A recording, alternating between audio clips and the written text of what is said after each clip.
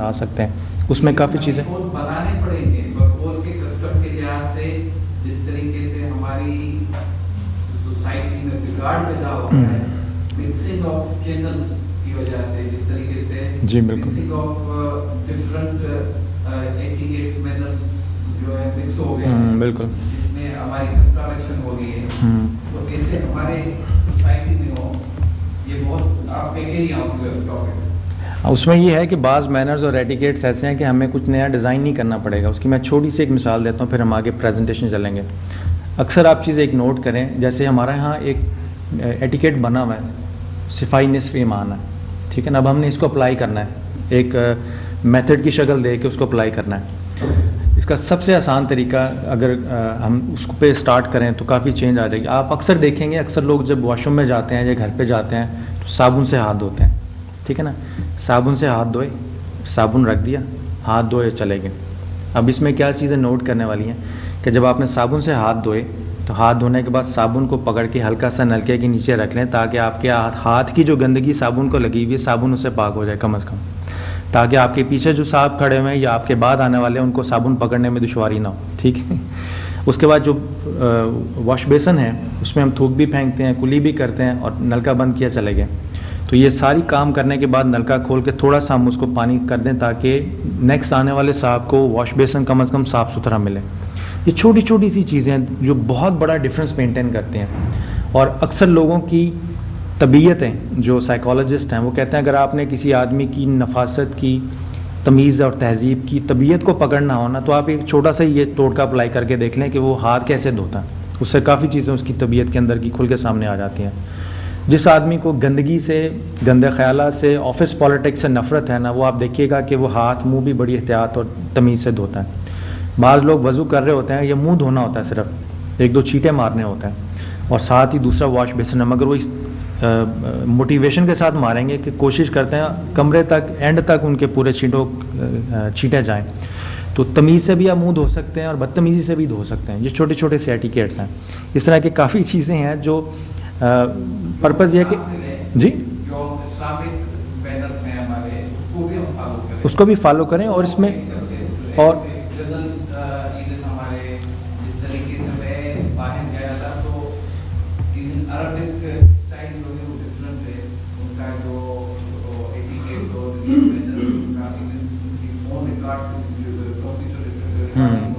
بالکل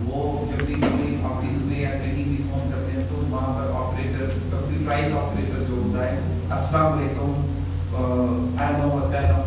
جو جس طریقے سے ڈلیوری ایگزیکٹلی آفس کی ہوتی ہے وہ کرتے ہیں.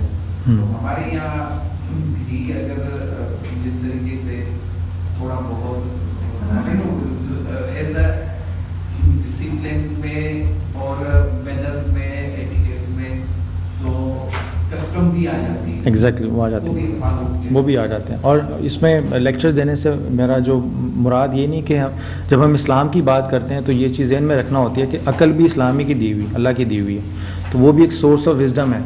بس اس کو ہم نے اپنے اسلام کانسیپٹس کے ساتھ اس حد تک پالش کرنا ہوتا ہے کہ ہم بعض کا دلیل کے محتاج نہ رہیں بلکہ ہماری طبیعت میں اور نفاست میں اس حد تک پاکیزگی, ستھرائی اور پیوریفیکیشن آ جائے کہ بیسکلی مینرز اور ایٹیکیٹس کا جتنا بھی سبجیکٹ ہے یہ فیلنگ کانشیس ہے.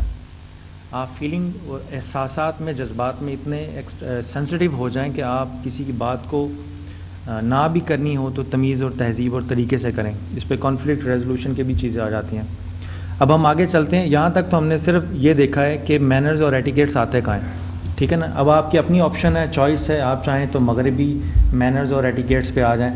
اور جب ہم مغربی مینرز اور ایٹیکیٹس کی بات کرتے ہیں تو اس سے مراد ہرگز یہ نہیں ہے کہ کوئی خلاف اسلام چیز ہے, صرف یہ ہے کہ وہ وہاں پریکٹس ہوتے ہیں. پروفیشنل لائف کے مینرز علیحدہ ہوتے ہیں, گھر کی لائف کے علیحدہ ہوتے ہیں. آپ کے پاس آپشن اویلیبل ہے, آپ کو جو چیز فائدہ دیتی ہے, جس چیز سے آپ کے نام کی نیک نامی میں اضافہ ہو, جس چیز سے آپ کے مذہب کی نیک نامی میں اضافہ ہو, جس چیز سے آپ کے معاشرے کی نیک نامی میں اضافہ ہو, آپ وہ اڈاپٹ کر سکتے ہیں. یہ صرف آپ کو ہسٹوریکل تھوڑا سا بیک گراؤنڈ اس لیے بتا دیا تاکہ کبھی یہ کنفیوژن کا شکار نہ ہو ہم کہ آیا یہ اسلامی ہے یا غیر اسلامی. تو کسی چیز کا اسلامی یا غیر اسلامی ہونا جج کرنا ہو تو قرآن و سنت موجود ہیں, آپ اس کی روشنی میں اس کو دے سکتے ہیں.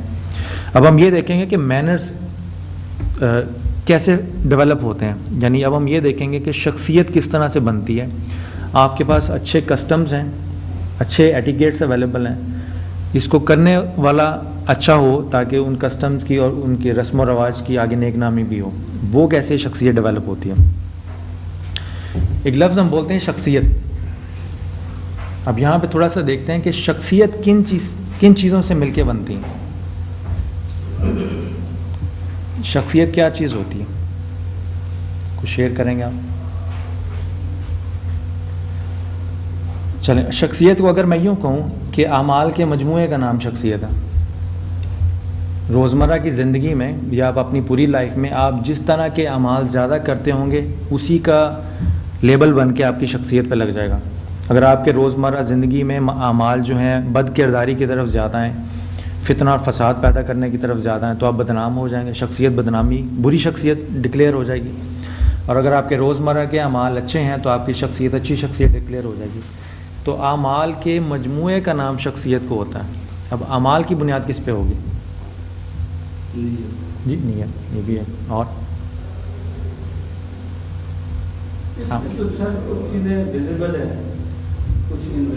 جی بالکل. اب شخصیت کا تعلق ویزیبلٹی سے زیادہ ہے. فرض کے ساتھ میں آپ کو فیشن بیک گراؤنڈ سے, جی جی بالکل, جی بالکل, بڑا ہینڈسم بیک گراؤنڈ, جی, لیکن میں اسپرچولی انٹرنلی کیسے مجھے کوئی سمجھے گا کہ یہ ٹھیک ہے. ایگزیکٹلی جس طرح ہمارے افسوس سے کہنا پڑتا ہے, بالکل, ہماری پالیسیز بنتی ہیں, اخلاقیات تو علم سے شروع ہوتے ہیں. علم آتا ہے تو اخلاقیات آتا ہے, ایتھکس آتا ہے, مینرز آتے ہیں, ایٹیکیٹس آتے ہیں. بالکل. اب ہمارے ملک میں بدقسمتی سے یہ ہے کہ پورے پاکستان میں کہتے ہیں خربوں روپے صرف ہو رہے ہیں تعلیم. بالکل. یونیفارم تعلیم نہیں ہے. بالکل. ہر محلے میں تعلیم کا زیادہ سلسلہ ہے.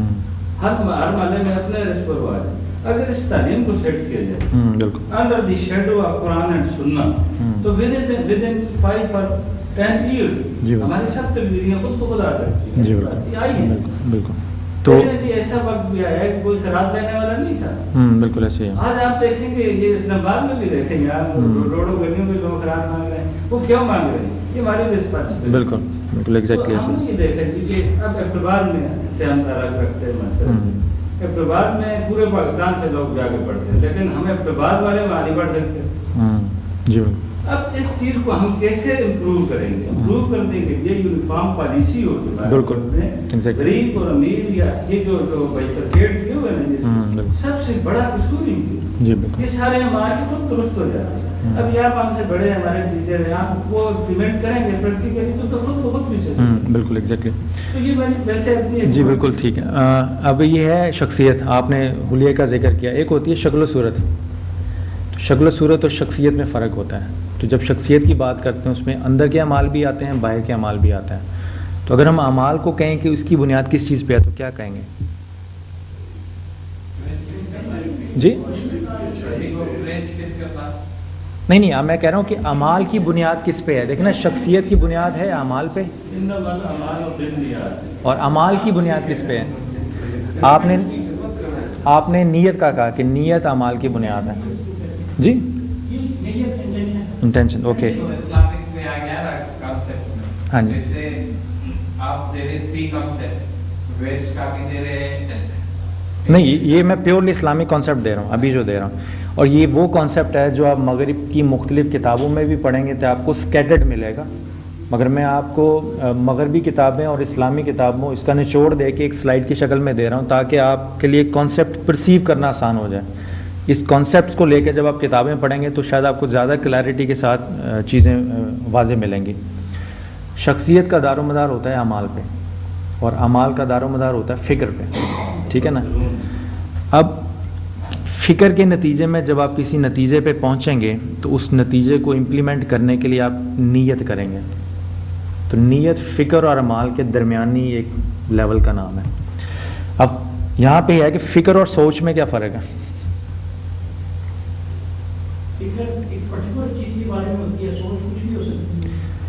سوچ ہر آدمی سوچتا ہے. ایک آدمی ریڑھی لگانے والا وہ بھی سوچتا ہے, ایک ملک کا صدر ہے وہ بھی سوچتا ہے. فکر ایک آرگنائزڈ تھنکنگ ہوتی ہے, سائنٹیفک اپروچ ہوتی ہے ٹورڈس ڈفرینٹ ٹاپکس یا سبجیکٹس. محض سوچنا فکر نہیں کہلاتا. ورنہ ہر سوچنے والا مفکر ہو جائے. ٹھیک ہے نا. تو سوچ انالیسس کرتی ہے, فکر انالیسس کرتی ہے ہسٹوریکل. اس فکر کی بنیاد کسی تصور پہ ہوتی ہے, اور اس تصور کے زیر سایہ رہتے ہوئے وہ فکر کسی نہ کسی نتیجے پہ پہنچ کے کوئی سلوشن ڈیفائن کرتی ہے. اس لیے میں نے کہا تھا کہ محض سوچنے سے اعمال پیدا نہیں ہوتے. جب آدمی کوئی عمل کر رہا ہے تو اس کے پیچھے اس کی کوئی نہ کوئی فکر ہے, یعنی اس کی عمل سے اس کی فکر کا اندازہ لگاتا ہے. جنرلی آپ کہہ سکتے ہیں کہ شخصیت کا دار و مدار اعمال پہ ہے, اعمال کا دار و مدار سوچ پہ ہے. جنرلی بولنے میں تو ٹھیک ہے, مگر جب آپ ٹیکنیکلی آئیں گے تو پھر سوچنے میں اور فکر کرنے میں بڑا فرق ہو جاتا ہے. ہر آدمی جی ہو سکتی ہے, سب کی ہو سکتی ہے. میں کہہ رہا ہوں آرگنائزڈ فوکسڈ پروسیس ہوتا ہے کہ وہ آدمی انٹینشنلی جانتا ہو کہ اس نے کس موضوع پر سوچنا ہے, اور اس کے ڈونز اینڈ سوچنے, جیسے تھنکنگ سکلز کے اوپر انگلش میں ہوتی ہیں, کورسز ہوتے ہیں, کتابیں ہوتی ہیں, ورک شاپس ہوتی ہیں.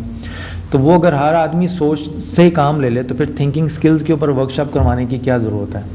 سوچ میں کون سی سوچ, کس سوچ کو آپ نے کیسے ایویلویٹ کرنا ہے, کس سوچ کو ریجیکٹ کرنا ہے, وہم کیا چیز ہے, انالیسس کیا چیز ہے, فیکٹس کیا چیز ہیں, اوپینین کیا چیز ہیں. سوچ میں صرف ایک ہی طرح کے خیالات نہیں ہوتے, ہزار مختلف نوعیت کے خیالات ہوتے ہیں.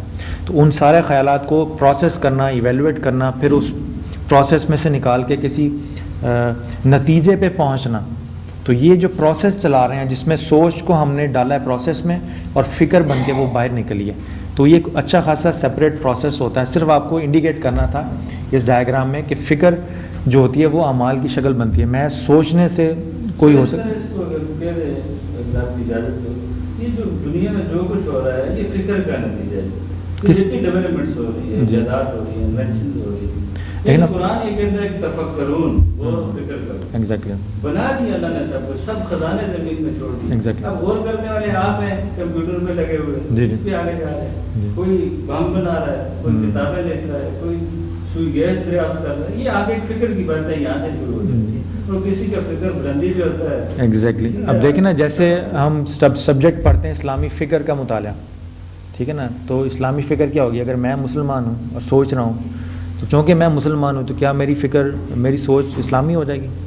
وہ میری سوچ ہوگی. جب ہم اسلامی فکر کا مطالعہ کرتے ہیں تو مراد اس سے یہ ہوتی ہے کہ سوچ کا وہ زاویہ جو قرآن و سنت کی روشنی میں ڈیزائن کیا گیا, اور اس کی بنیاد پر کوئی تحریک یا کوئی موومنٹ کی بنیاد رکھی گئی ہے. تو جب ہم اسلامی فکر کا مطالعہ کرتے ہیں تو بیسکلی ہسٹوریکل موومنٹس کو دیکھتے ہیں کہ اس کے پیچھے قرآن و سنت کے جو اصول ہیں کس طرح سے افیکٹو رہے ہیں. اب اس سوچنے میں اور میرے ایک انڈیویجول سوچنے میں زمین آسمان کا فرق ہو جائے گا. بہرحال یہ ایسی چیزیں ہیں, ایسی ڈائیگرامز ہیں جس پہ آپ آگے چل کے اپنے اپنے مختلف زاویوں کے تحت اپنی اس کو سوچ کو آگے ڈیولپ کر سکتے ہیں. بٹ یہ ایک اسٹینڈرڈ بیسک فارمیٹ ہے. اس کے بعد فکر کی بنیاد ہوتی ہے علم پہ, کہ اب اگر ہم اس ڈائیگرام کو لے کے چلیں کہ جس آدمی کا جتنا علم اس کی اتنی سوچ یا اتنی فکر, اور جتنی فکر یا سوچ ہوگی اس کے مطابق ہی وہ عمل کرے گا, اور جتنا عمل کرے گا ویسی اس کی شخصیت. تو اگر اس ڈائیگرام کو دیکھیں تو شخصیت کے اندر کیا چیز جھلک رہی ہوتی ہے کہ اس آدمی کے اندر علم کتنا, جس آدمی نے جس موضوع پہ یہ بات کر رہا ہے یا جس موضوع پہ یہ شخصیت بنا کے بیٹھا ہوا ہے ایز اے پروفیشنل اپنے دفتر میں, یا ایز اے جج اپنے کورٹ میں, یا ایز اے اسسٹنٹ اپنے آفس میں, تو اس آدمی کے فیصلے بھی شخصیت کا حصہ ہوتے ہیں.